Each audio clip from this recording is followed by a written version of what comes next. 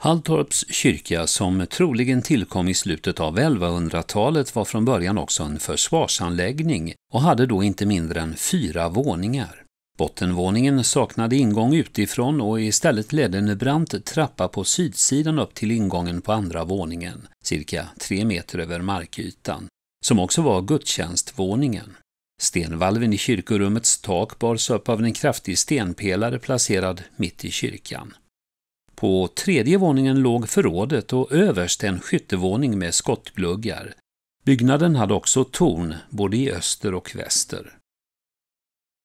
På 1400-talet fanns det inte längre något behov för en kyrkobyggnad till försvar, och eftersom kyrkorummet också hade blivit för trångt byggde man om kyrkan, även om den kom att behålla sin karaktär av försvarsborg. Spår från denna ombyggnad på 1400-talet finns bland annat i form av rester av väggmålningar. På norra och södra långhusväggarna ser vi framställningar som visar murkrön med skottgluggar. Målningen på norra väggen har tillskrivits målaren Nils Håkansson, som var verksam främst i Skåne och Blekinge och som är den enda till namnet kände kyrkomålaren i södra delen av landet under 1400-talet. Senare, vid en genomgripande ombyggnad i slutet av 1700-talet, gjordes gudstjänstrummet åter om.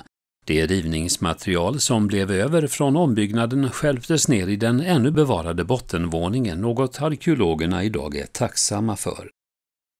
Vid denna ombyggnad lät kyrkans dåvarande patronus, majoren Karl Råberg Mannekrans på Värnanäs, byggas ett gravkor vid korets södra vägg.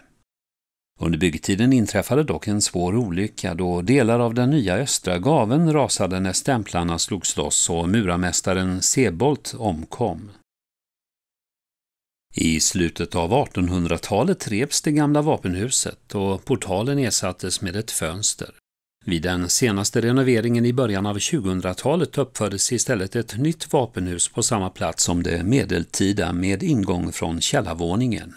Ingången till kyrkorummet på andra våningen utgörs av en tidig medeltida romansk portal.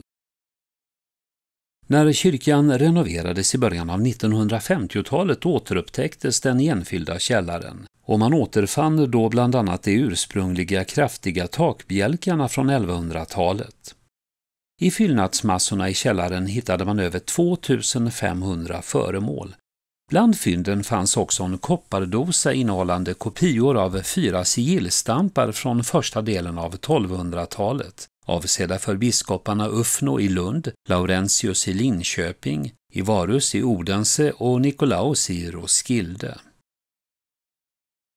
Dopfunten är gjord av gotländsk kalksten på 1240-talet.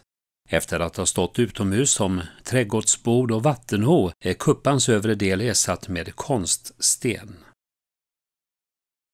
Altaruppsatsen är skapad på 1760-talet av Andreas Dahlström från Döderhult och har som huvudmotiv Kristi himmelsfärd, och på båda sidorna flankeras tavlan av Moses med stav och bok och aposteln Johannes som håller i en kalk.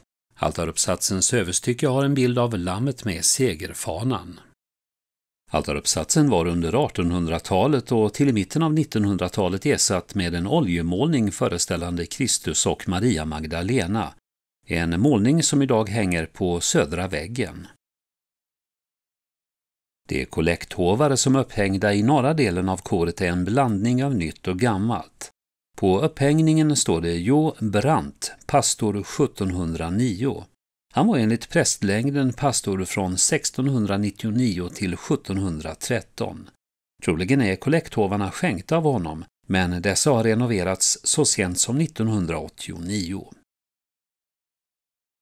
På södra väggen finns en ikon föreställande Maria och Jesubarnet som införskaffades till kyrkan av den dåvarande prästen Peter Åström. Predikstolen kom på plats i samband med renoveringen i slutet av 1700-talet och försågs några år senare med snidade ornament som hade framställts i Stockholm. Kyrkans första orgel inköptes 1838 från Högsby kyrka, men den var redan då gammal, tillverkad 1668 av Magnus Årman. I slutet av 1800-talet byggdes en ny orgel av Anders Viktor Lundahl i Stockholm. Den nuvarande orgeln är byggd 1965 av Olof Hammarberg i Göteborg och är mekanisk. Fasaden är dock från den ursprungliga första orgeln. Nordost om kyrkan står en hög klockstapel byggd 1725.